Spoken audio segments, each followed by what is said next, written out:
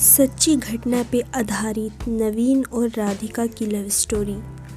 आज मैं सुनाने जा रही हूँ एक कहानी जिसका नाम है सच्ची घटना पे आधारित नवीन और राधिका की लव स्टोरी। आप इस स्टोरी में देखेंगे कि राधिका और नवीन जो दोनों एक दूसरे से बेहद मोहब्बत करते थे, कैसे नवीन की एक गलती ने दोनों को एक दूसरे से जुदा करके डिवोर्स तक ले आया। राधिका और नवीन को आज तलाक के कागज मिल गए थे। दोनों साथ ही कोर्ट से बाहर निकले। दोनों के परिजन साथ थे और उनके चेहरे पर विजय और सुकून के निशान साफ झलक रहे थे। 4 साल की लंबी लड़ाई के बाद आज फैसला हो गया था। 10 साल हो गए थे शादी को, मगर साथ में 6 साल ही रह पाए थे। 4 साल तो तलाक की कार्रवाई में लग गए। राधिका के हाथ में दहेज के सामान की लिस्ट थी जो अभी नवीन के घर से लेना था, और नवीन के हाथ में गहनों की लिस्ट थी जो राधिका से लेने थे। साथ में कोर्ट का ये आदेश भी था कि नवीन 10 लाख रुपए की राशि एक मुश्त राधिका को चुकाएगा। राधिका और नवीन दोनों एक ही टेम्पो में बैठकर नवीन के घर पहुंचे। दहेज में दिए सामान की निशानदेही राधिका को करनी थी, इसलिए 4 वर्ष बाद ससुराल जा रही थी। आखिरी बार बस उसके बाद कभी नहीं आना था उधर। सभी परिजन अपने अपने घर जा चुके थे। बस 3 प्राणी बचे थे, नवीन, राधिका और राधिका की माताजी। नवीन घर में अकेले ही रहता था। माँ बाप और भाई आज भी गांव में ही रहते हैं। राधिका और नवीन की एकलौती बेटी जो अभी 7 वर्ष की है, कोर्ट के फैसले के अनुसार बालिग होने तक वो राधिका के पास ही रहेगी। नवीन महीने में एक बार उससे मिल सकता है। घर में प्रवेश करते ही पुरानी यादें ताज़ी हो गई। कितनी मेहनत से सजाया था इसको राधिका ने। एक एक चीज़ में उसकी जान बसी थी। सब कुछ उसकी आंखों के सामने बना था। एक एक ईंट से धीरे धीरे बनते घरौंदे को पूरा होते देखा था उसने। सपनों का घर था उसका। कितनी शिद्दत से नवीन ने उसके सपने को पूरा किया था। नवीन थका हारा सोफे पर पसर गया। बोला, ले लो जो कुछ भी चाहिए, मैं तुझे नहीं रोकूंगा। राधिका ने अब गौर से नवीन को देखा। 4 साल में कितना बदल गया है। बालों में सफ़ेदी झांकने लगी है। शरीर पहले से आधा रह गया है। 4 साल में चेहरे की रौनक गायब हो गई। वो स्टोर रूम की तरफ बढ़ी जहां उसकी दहेज का अधिकतर सामान पड़ा था। सामान ओल्ड फैशन का था, इसलिए कबाड़ की तरह स्टोर रूम में डाल दिया था। मिला भी कितना था उसको दहेज। प्रेम विवाह था दोनों का। घर वाले तो मजबूरी में साथ हुए थे। प्रेम विवाह था तभी तो नज़र लग गई किसी की, क्योंकि प्रेमी जोड़े को हर कोई टूटता हुआ देखना चाहता है। बस एक बार पीकर बहक गया था नवीन। हाथ उठा बैठा था उस पर। बस वो गुस्से में मायके चली गई थी।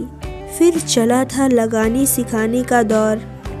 इधर नवीन के भाई भाभी और उधर राधिका की माँ। नौबत कोर्ट तक जा पहुंची और तलाक हो गया। ना राधिका लौटी और ना नवीन लाने गया। राधिका की माँ बोली, कहाँ है तेरा सामान? इधर तो नहीं दिखता। बेच दिया होगा इस शराबी ने। चुप रहो माँ। राधिका को ना जाने क्यों नवीन को उसके मुंह पर शराबी कहना अच्छा नहीं लगा। फिर स्टोर रूम में पड़े सामान को एक एक कर लिस्ट में मिलाया गया। बाकी कमरों से भी लिस्ट का सामान उठा लिया गया। राधिका ने सिर्फ अपना सामान लिया। नवीन के सामान को छुआ भी नहीं। फिर राधिका ने नवीन को गहनों से भरा बैग पकड़ा दिया। दस्तक तो तुमने भी किए, माफ़ी नहीं मांग सकते थे? मौका कब दिया तुम्हारे घर वालों ने? जब भी फ़ोन किया काट दिया। घर भी आ सकते थे, हिम्मत नहीं थी। राधिका की माँ आ गई, वो उसका हाथ पकड़कर बाहर ले गई। अब क्यों मुंह लग रही है इसके? अब तो रिश्ता भी खत्म हो गया। माँ बेटी बाहर बरामदे में सोफे पर बैठकर गाड़ी का इंतज़ार करने लगी। राधिका के भीतर भी कुछ टूट रहा था, दिल बैठा जा रहा था। वो सुन्न सी पड़ती जा रही थी। जिस सोफे पर बैठी थी उसे गौर से देखने लगी। कैसे कैसे बचत करके उसने और नवीन ने वो सोफ़ा ख़रीदा था। पूरे शहर में घूमी तब ये पसंद आया था। फिर उसकी नज़र सामने तुलसी के सूखे पौधे पर गई। कितनी शिद्दत से देखभाल किया करती थी। उसके साथ तुलसी भी घर छोड़ गई। घबराहट और बढ़ी तो वो फिर से उठकर भीतर चली गई। माँ ने पीछे से पुकारा मगर उसने अनसुना कर दिया। नवीन ने बैग वापस राधिका को दे दिया। रख लो, मुझे नहीं चाहिए, काम आएंगे तेरी मुसीबत में। गहनों की कीमत 15 लाख से कम नहीं थी। क्यों? कोर्ट में तो तुम्हारा वकील कितनी दफ़ा गहने गहने चिल्ला रहा था। कोर्ट की बात कोर्ट में ख़त्म हो गई राधिका। वहाँ तो मुझे भी दुनिया की सबसे बुरा जानवर और शराबी साबित किया गया है। सुनकर राधिका की माँ ने नाक मुँह चढ़ाई। नहीं चाहिए वो 10 लाख भी नहीं चाहिए। क्यों? कहकर नवीन सोफे से खड़ा हो गया। बस यूं ही राधिका ने मुंह फेर लिया। इतनी बड़ी जिंदगी पड़ी है, कैसे काटोगी? ले जाओ, काम आएंगे। इतना कहकर नवीन ने भी मुंह फेर लिया और दूसरे कमरे में चला गया। शायद आंखों में कुछ उमड़ा होगा जिसे छुपाना भी जरूरी था।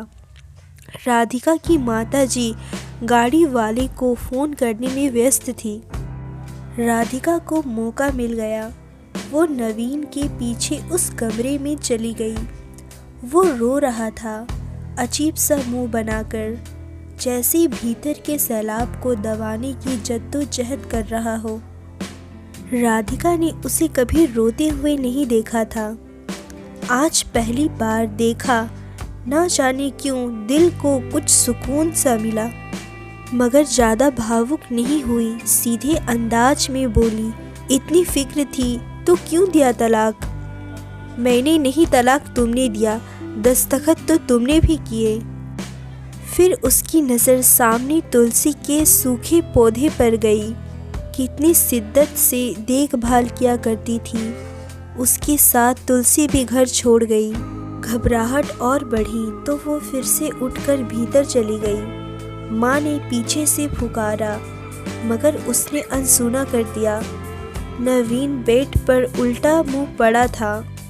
एक बार तो उसे दया आई उस पर, मगर वो जानती थी कि अब तो वो सब कुछ खत्म हो चुका है, इसलिए उसे भावुक नहीं होना है। उसने सरसरी नज़र से कमरे को देखा। अस्त व्यस्त हो गया है पूरा कमरा। कहीं कहीं तो मकड़ी के जाले झूल रहे हैं। कितनी नफ़रत थी उसे मकड़ी के जालों से। फिर उसकी नज़र चारों ओर लगी उन फोटो पर गई जिनमें वो नवीन से लिपटकर मुस्कुरा रही थी। कितने सुनहरे दिन थे वो। इतने में माँ फिर आ गई। हाथ पकड़कर फिर उसे बाहर ले गई। बाहर गाड़ी आ गई थी। सामान गाड़ी में डाला जा रहा था। राधिका सुन्न सी बैठी थी। नवीन गाड़ी की आवाज़ सुनकर बाहर आ गया। अचानक नवीन कान पकड़कर घुटनों के बल बैठ गया। बोला, मत जाओ, माफ़ कर दो। शायद यही वो शब्द थे जिन्हें सुनने के लिए 4 साल से तड़प रही थी। सब्र के सारे बांध एक साथ टूट गए। राधिका ने कोर्ट के फैसले का कागज़ निकाला और फाड़ दिया। और माँ कुछ कहती उससे पहले ही लिपट गई नवीन से। साथ में दोनों बुरी तरह रोते जा रहे थे। दूर खड़ी राधिका की माँ समझ गई कि कोर्ट का आदेश दिलों के सामने कागज से ज़्यादा कुछ नहीं। काश उनको पहले मिलने दिया होता। अगर माफ़ी मांगने से ही रिश्ते टूटने से बच जाए तो माफ़ी मांग लेनी चाहिए। दोस्तों, रिश्तों की कदर किया करो। क्या पता आज जो है आपके साथ कल ना हो, इसलिए ज़िंदगी को ऐसे जियो जैसे कल हो ही नहीं। हर रिश्ते में थोड़ी नोक झोंक होती है।